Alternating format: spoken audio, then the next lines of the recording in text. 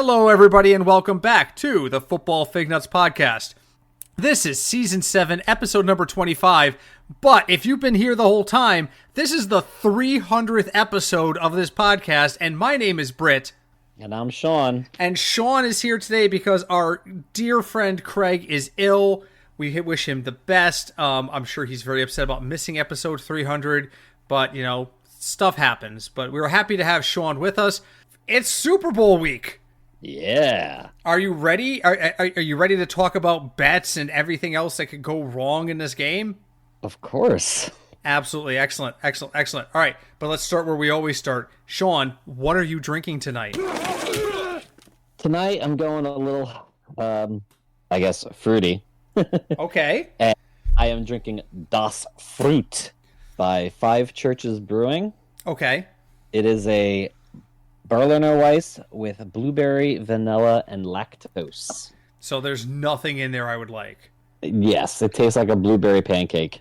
Well, that's good, though. I know a lot of people who would like that. All right, let me pop open my... There we go. I've got a Baby Kittens by 12% Brewing tonight. This has become one of my go-tos in terms of IPAs. I can have a perfectly happy weekend with a 4-pack of Baby Kittens and a 4-pack of Road to Ruin at this point in my life. Like, seriously. And I spend less than $20 on the entire purchase because they're both like some of the most reasonable beers on the market. So fantastic. All right, let's enjoy those. Let's move into burning hot takes. I'm gonna lead off tonight. Okay. And I'm gonna tell you to strap on your tinfoil hat. Because we are gonna talk a little crazy. This is gonna seem a little crazy. So most of us have heard the stupid conspiracy theories revolving around Taylor Swift and the Super Bowl, right? You've heard all these things about how she's going to magically, like, join Usher on stage at halftime. She's going to endorse Joe Biden in the next election. And then Travis Kelce is going to run out, sweep her off her feet, and then propose on the spot. And this is all going to happen at halftime. Oh, God. So... so there's all these conspiracies. And there's all the number 13 things that are with the Super Bowl or whatever like that. So that's where I'm going. Okay. They have gone completely tinfoil hat at this point. I saw a tweet before we came on. This guy pointed out the following pieces of information. Now, for those who don't know, and yes, we're going to talk about Taylor Swift, fucking deal with it, guys. She's bringing attention to the game, and it's a good thing. Chill the fuck out. Have your beer. Just relax. And the words of Arthur Conan Doyle, just shut the fuck up and do this. We all know the Super Bowl is about the commercials.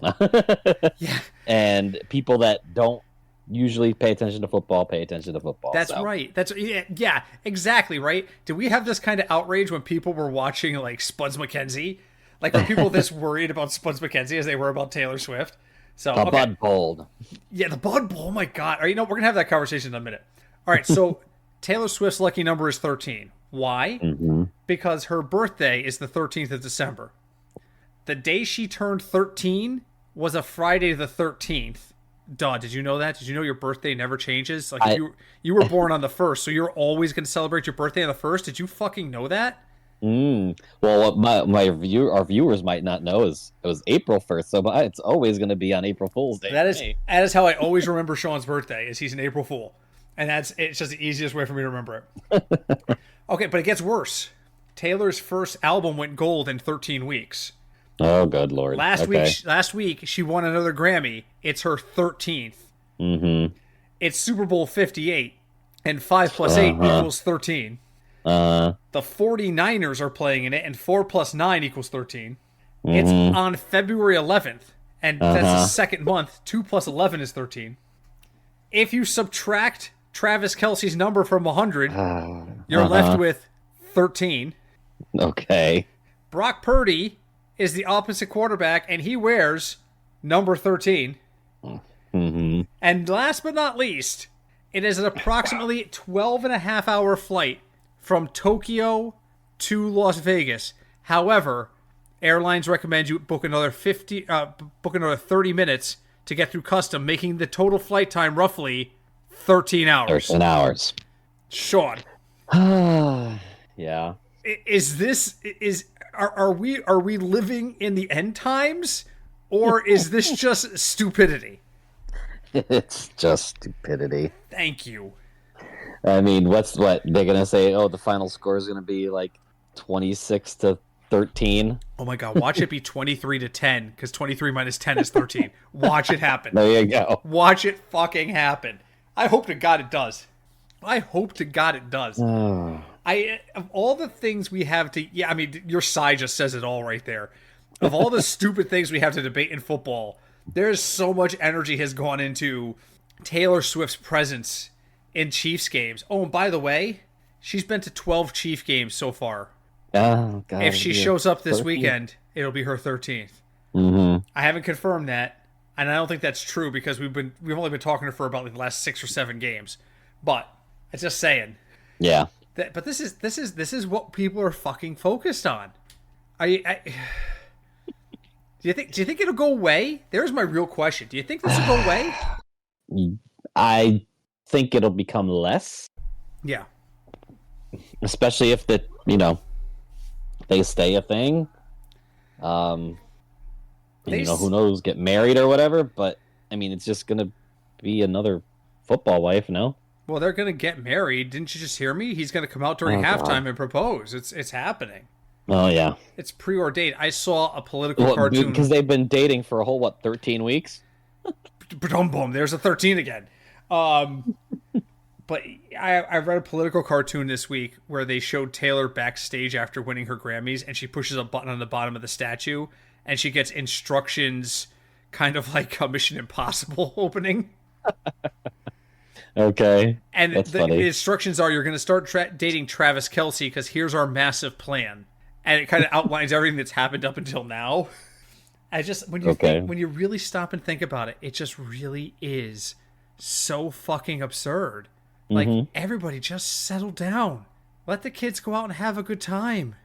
I'm personally convinced that Jason Kelce did his shirtless thing half to just say, everybody, I'm going to give you something to look at other than Taylor, and you can all go fuck yourselves. That's really what I think he was about. Yeah, could be. But, I mean, they're going to come up with something. Everyone's going to come. I mean, come on. The Super Bowl logo thing. Oh, my God, that was crazy. Conspiracy theory. The prediction that someone put up on the news or whatever, they messed up. Mm-hmm. And they put, what was it? Ravens, 49ers or something like that. Yeah. But, I mean, they always have to come up with something where it's, being fixed. Oh, my God. All right, that's my burning hot take this week. What have you got this week? What's burning in your mind? It's kind of two different kind of Super Bowl questions. Okay. That I've heard. So, with the advent of the, 17-game season, 2 years now? 3? Yeah, I think it's our second full season, yeah.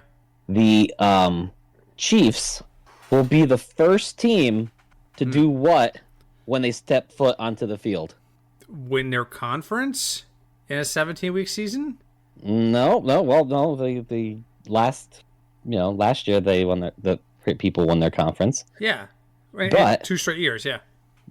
So you want to think about it or no? I don't want to think about it. I'm not that brain strong tonight. We actually 2 second aside.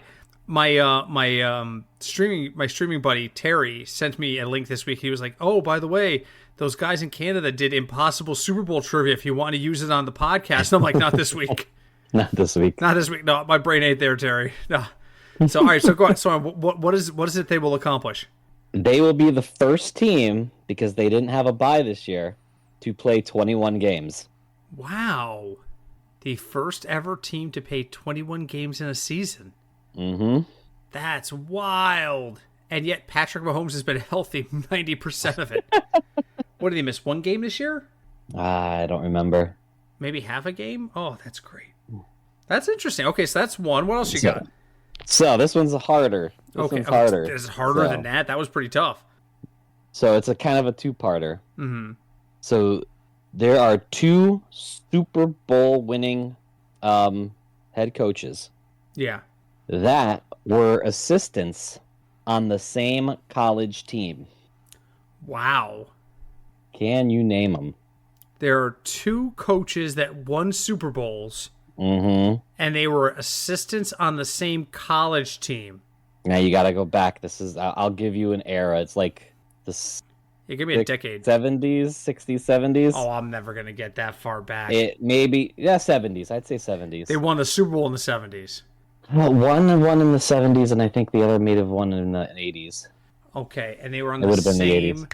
They were on the same college staff. Excuse me.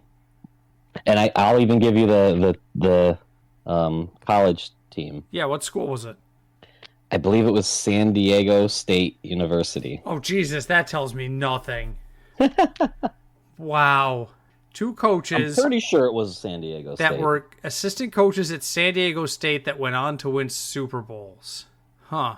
All right, I've already punted that my brain power is gone tonight. So we've given everybody long enough time to pause and think about this. Mm-hmm. Who were they?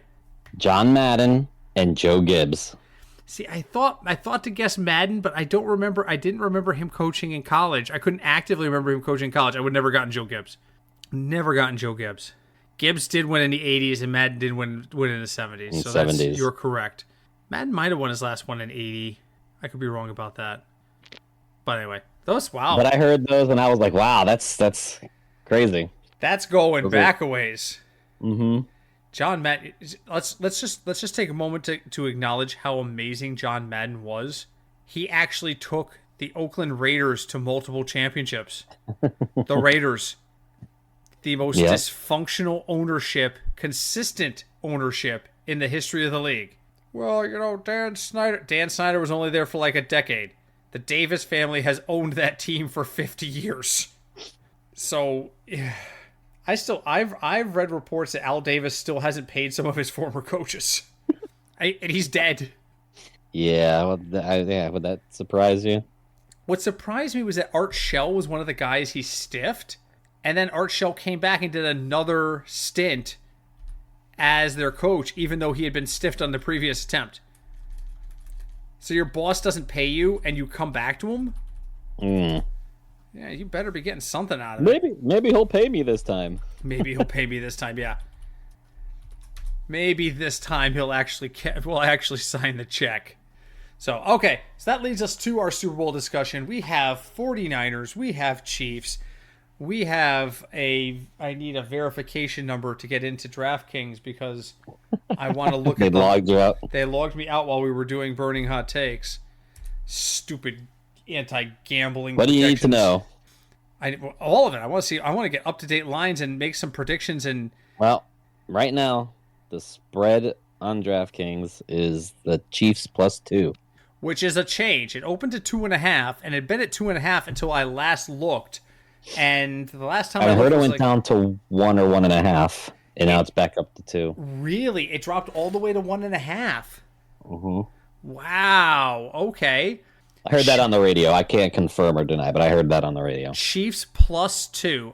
So let's just get to it. Chiefs +2 or Niners -2. They both are about a -110 payoff, or give or take a few points. Looks like the Chiefs are at -118. The Niners at -102. Mm-hmm. Would you touch either of those bets? And you're on with a Chief fan. Be honest. I wouldn't bet either one, but if I was going to choose one, I would bet the Chiefs. I just don't see how the defending champions are underdogs. I know. I mean, and look at the way the games have gone in the playoffs. San Francisco barely has made it through the skin of their teeth. I mean, they were down to the Lions. They shouldn't have won that game. That's true. They were down to who they played before that. The Eagles, right? I don't know who they played. No, it wasn't the Eagles. I don't know, but they were down against that team too, and they come back and win. That they really shouldn't have. It was Green Bay. Yeah, both teams came out to a hot start, and both times the Niners came back. Mm-hmm. And the Chiefs have pretty much just rolled. They beat Miami easily. Granted the cold might have something to do with it, but they beat up, Buffalo with no problem in Buffalo, And then in Baltimore, where everyone was like, "Oh, Baltimore's gonna wipe the floor with them," Baltimore, they come out and they beat Baltimore. So here's the thing. I know that the 49ers have a good defense, but the Chiefs faced teams that were in the top 5 in sacks in the playoffs.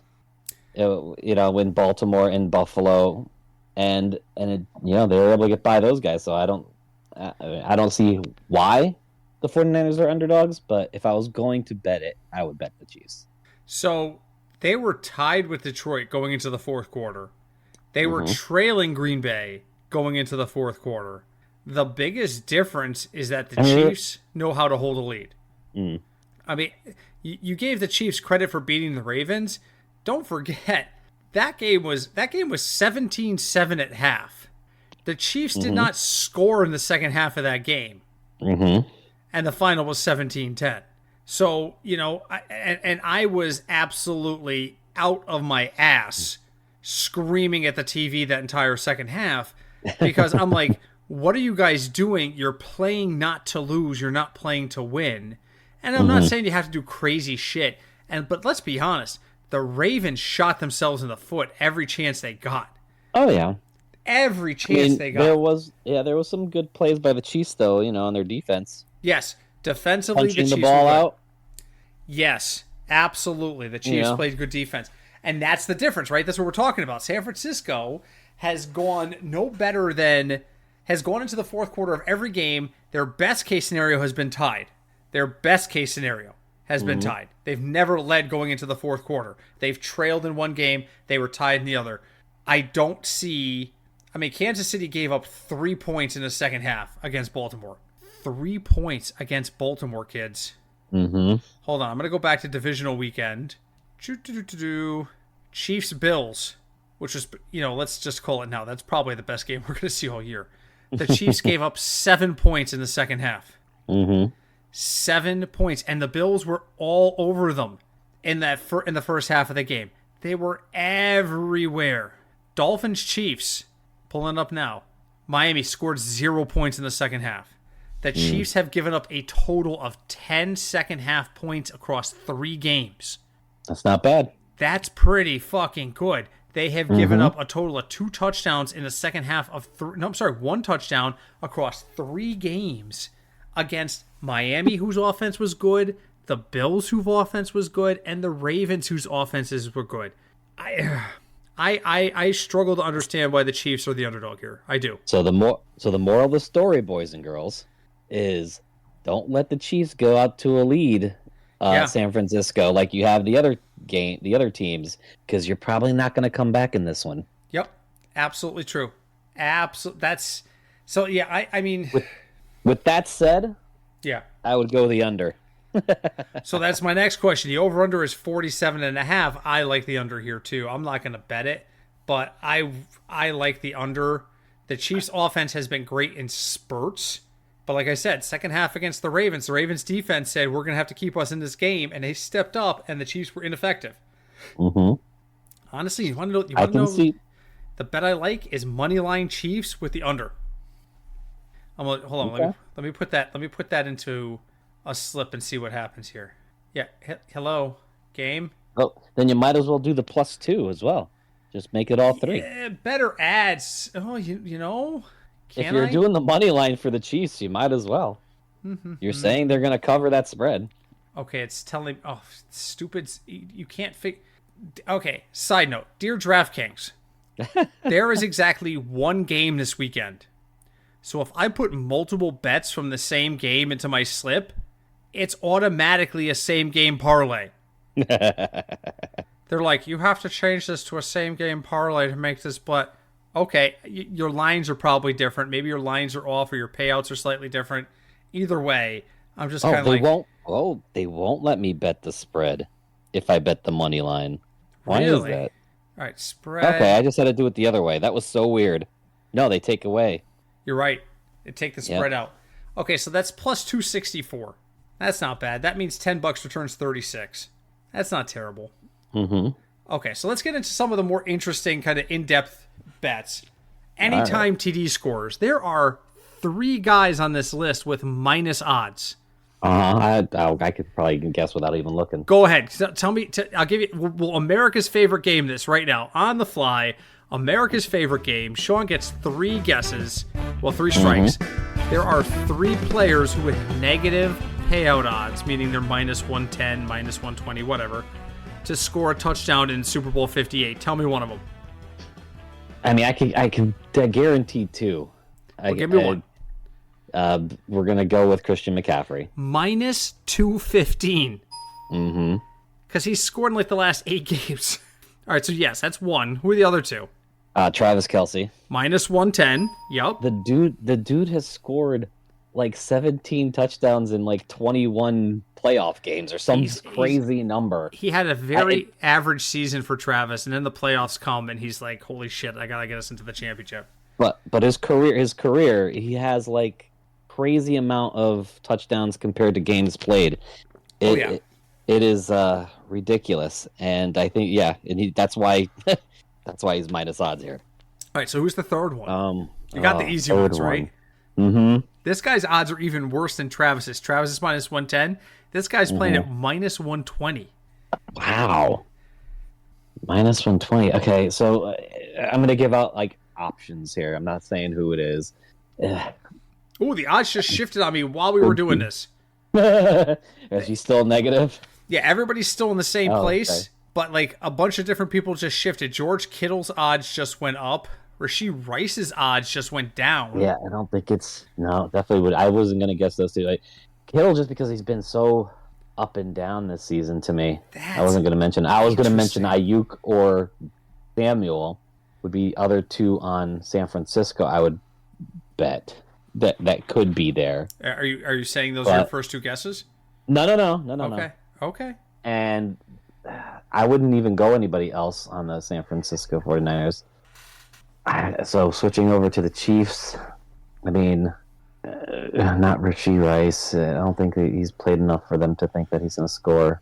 It has to be Pacheco. Pacheco's correct. Okay. Minus 120. Right. When we started this conversation literally a minute ago, Brandon Ayuk was plus 120. His odds just shot up to plus 175. Like out of nowhere. He was the 4th name on this list. Someone must have just dumped a ton of money on Rashee Rice because he dropped and Ayuk went up. So I'm looking at it now because, and I would think Ayuk should have better odds than Rice. Yeah. Oh, Debo, it just changed again. Debo and Rashee Rice have the same. Okay. Yes. Yeah, Debo just went to plus 130. Wow, these odds are just... The live action on this is insane. It's insane. You know what stands out to me on this list I'm looking at right now? There's 2 names that stand out to me. The first one is Patrick Mahomes at plus 400. He loves to run for the corner. He can run it in, definitely. Loves it. And the other one was, and this is the one I might actually bet, is Justin Watson at plus 650. Oh, wow. He only catches 2 or 3 passes a game, but they're always big-time catches. So, oh my God, Sky Moore is on here. The one that kind of gets me here is, because he's been kind of part of the offense lately, is Juwan Jennings, plus 700. I mean, that's really good odds if you think he's got a shot to do it. He has been part of the game plan of the 49ers. I mean, I think he's had a touchdown in the playoffs. I can't even think about it. I don't even know. All right, I think he has. Would you put any money on Kadarius Toney at plus 1,100? Oh, God, no. He's not even going to be active. He might be. Oh, I doubt it. He might be. I would put money on Richie James Jr. before I put money on Kadarius Toney. What about Ray McLeod at plus 2,200? You watch. Ray McLeod's going to score a goddamn touchdown now. Yeah, right? It's going to happen. You watch. All right. So that's so any time touchdown score. Give me one you feel confident in, and give me one you feel is a nice stretch. Well, like I said, the Jawan Jennings ones I like for the stretch one, 700. Line's just shifted again. MVS kind of maybe. I don't know. Jerick McKinnon at plus 650 is a no-go. McKinnon is not going to play, guys. He is not going to play.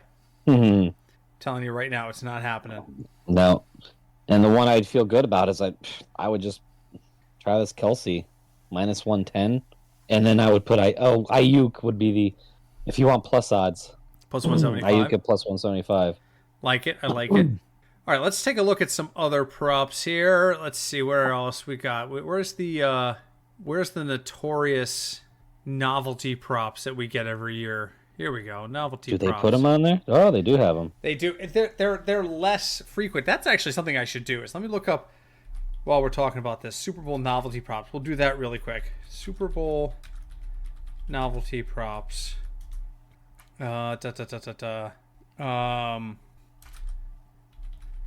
Usually you can find pool sheets. You know, how many times over under will they show? Taylor Swift. I'm sure that's going to be one of them. Here we go. This is a good one.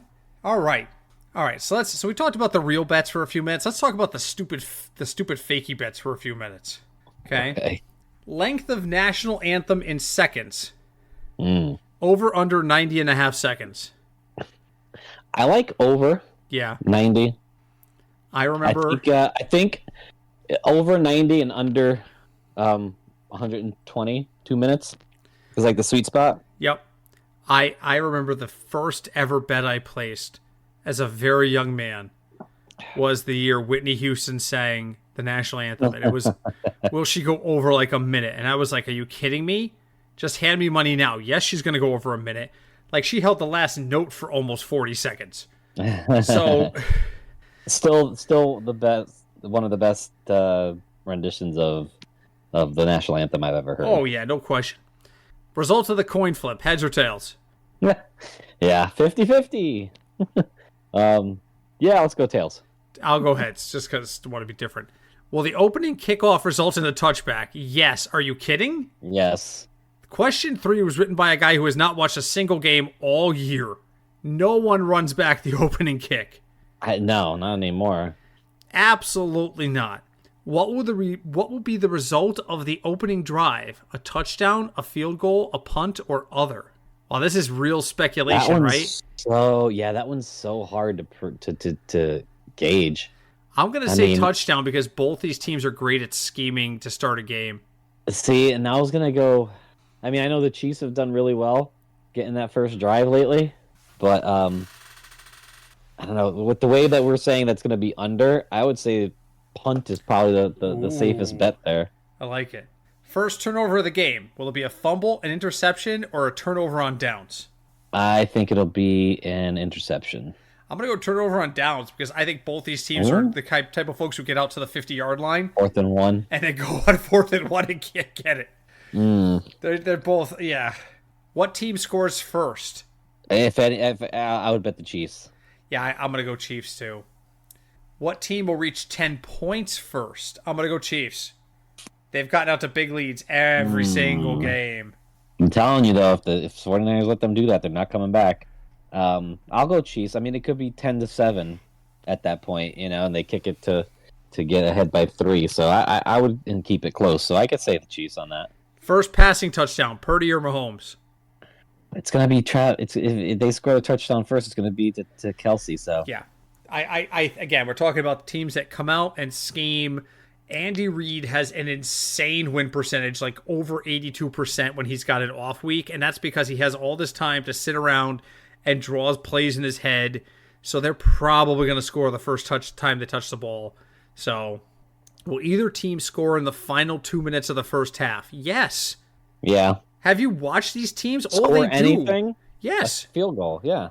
Yes, these teams, both these guys, listen. 2-minute drill is pretty good, yeah. Yes, for both of them have excellent 2-minute drills, and both of them have it in their head, I want to score to end the quarter, end the half. They both have it in their heads. All right, here we go. Now we're into the really, really important ones. How many songs will Usher perform at halftime? Over under 8.5. 8.5 Usher songs feels like an eternity. It does feel like an eternity. I'm going to take the under. I'm saying what does he finish a whole song? Because they cut out They don't play the whole song.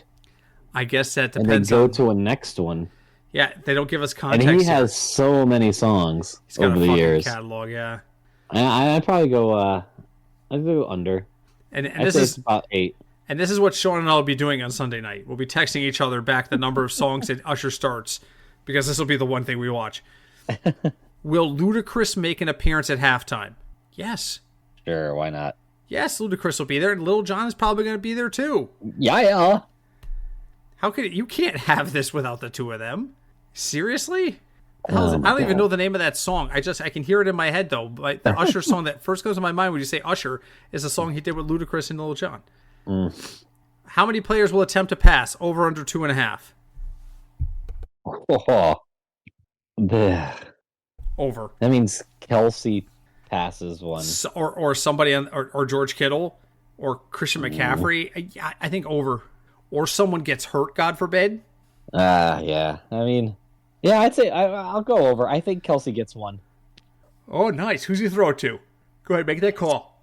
Who's he throw it to? Yeah, who's he throw it to? I think he throws it to Rashee Rice. That's what I have in my head too. I was gonna say Patrick Mahomes, but that ain't gonna happen. No, because everybody's gonna expect it. Patrick's gonna run the opposite way to distract the ball. There, I said it. All right, I'm opening another beer. There we go. Will there be a missed field goal? No, it's in a dome. No. The pressure, though. I don't know. The pressure is regulated by HVAC systems. The answer is no. The whole game, there will be one missed field goal. You think so? Okay. Yes. Okay. Who finishes with better passing yards, Purdy or Mahomes? Mahomes. Think so? I mean, it does Purdy... See, I don't feel like even if San Francisco falls behind, I think they're one of those teams that doesn't feel pressured to pass. You know, so I kind of agree. Yeah, okay. They can run it with McCaffrey. They can run it with Ayuk. They can run it with Debo. I mean, right, Purdy could run. There's a couple more. More rushing yards, McCaffrey or Pacheco? Rushing yards. Yeah, I know that's what part's getting me. I'll still go McCaffrey. Yeah, I think they're gonna put it on him. Yeah. Who will finish with more receiving yards, Debo, Ayuk, or Kelsey? Kelsey. Which I can't believe we're actually calling a tight end. Yeah. No. I mean, unless the only way is if one of them gets like a very long touchdown. I'm gonna skip the next two because we've already answered them. Who wins the Super Bowl? We both said Chiefs. How many points will be scored? We said in the over-under is 47. We both said we would take the under. All right, so now we're into the real tight ones. What color will a Gatorade be when it's poured on the winning coach? I'm gonna go traditional orange. Yeah, orange is the easy answer. And you know what? The options here are orange, blue, or red. No, it's either orange or yellow.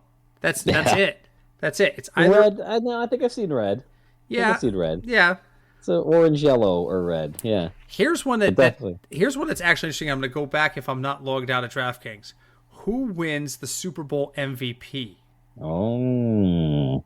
Are MVP odds up yet? I don't see it on my same game parlay. Let me get out of it. I'm looking at leaders. No, where the hell are the Super Bowl MVP odds? Novelty props, is it one of those? No. Can't be right. The novelty props they have on DraftKings is how many which team uses the first coaches challenge. The jersey number of the first touchdown scorer, over or under 22.5. Oh, there it is. There's a category called Super Bowl MVP on DraftKings. There it is. Super Bowl leaders. Keep going down the list. It's after Super Bowl specials on their list. Okay. Yeah, go ahead. Okay, so obviously the quarterbacks are always the favorite, right? Mahomes is plus 125. Purdy is plus 225. Travis Kelce is plus 1,200. If Travis Kelce gets to plus 1,300, I'm betting it. Because it's 13. Of course. I have, a couple years back, the Rams won the Super Bowl, and I put like $5 on Cooper Kupp to be the MVP, and I was drunk off my ass, and the Rams were winding down the game, and I lean over to my wife, and I go, listen, I know you don't care about any of this shit, but I got $5 that a man named Cooper Kupp is going to win the MVP. Will there be an octopus?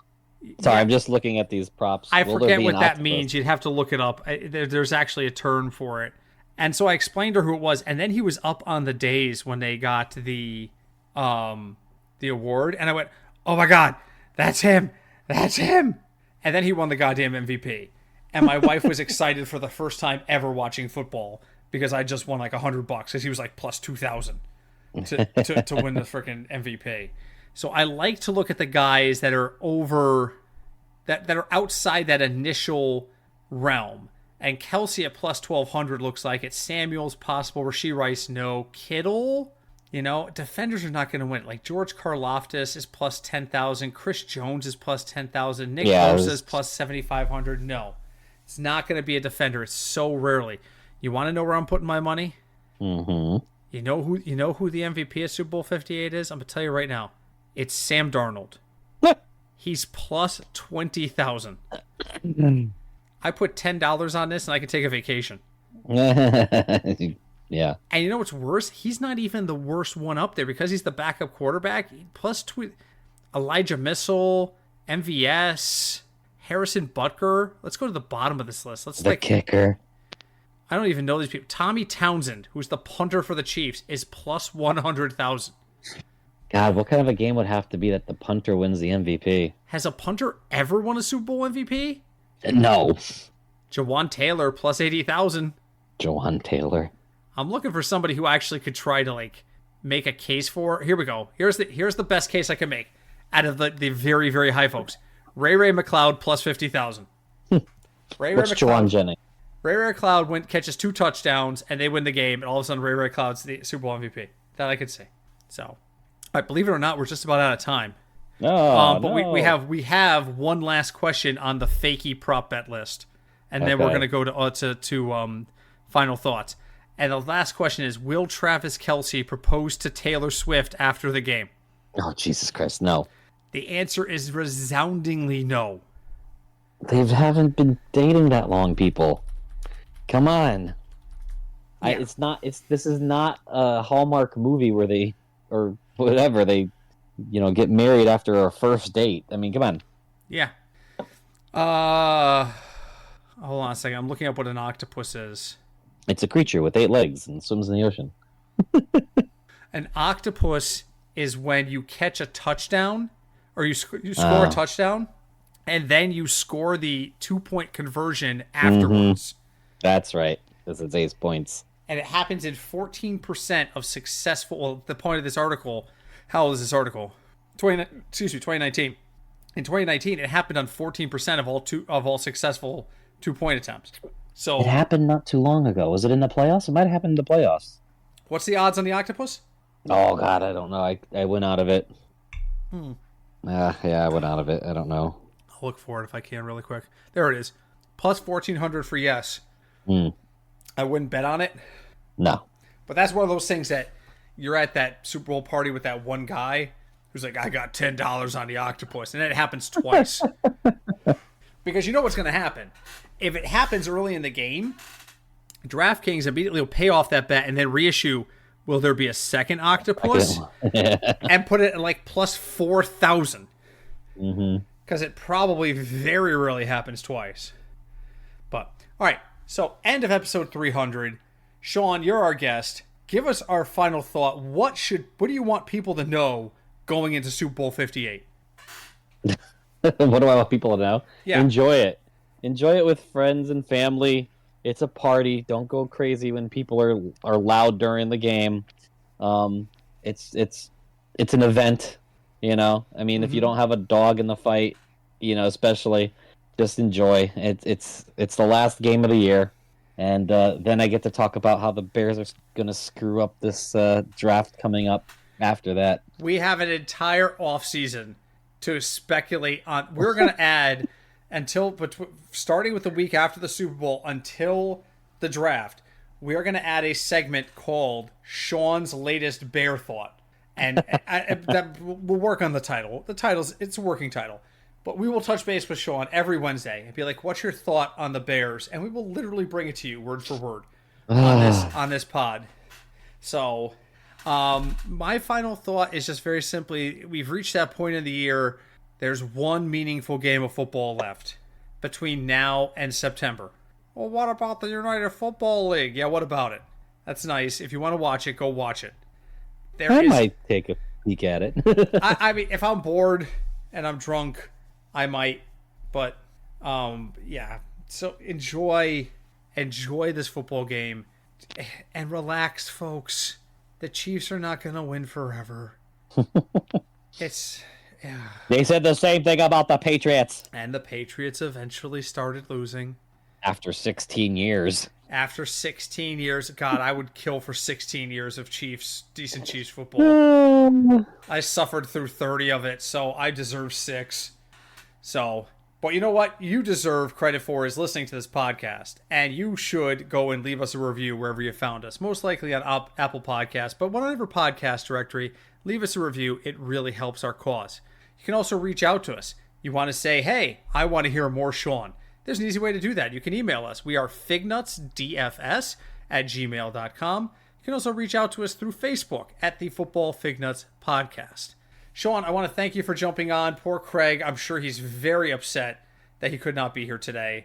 But we really 300 party. Yeah, for the 300 party. But we do appreciate you jumping on and helping us get ready for the Super Bowl. Like we said, just to go out there and enjoy it, everybody. So we will be back next week to break down whatever happens. And by we, I mean Craig and me if the Chiefs win, and Craig and someone else if the Chiefs lose. That is a fantastic tradition. Craig refused to record the week after the Bengals lost. I refused to record the week after the Chiefs lost their one Super Bowl. So who will be on? Depends on the outcome of the game. But we'll be back to break it down either way. Until then, my name is Britt. And I'm Sean. And we are the Football Fignuts Podcast. And hi, Deb. Hi, Deb.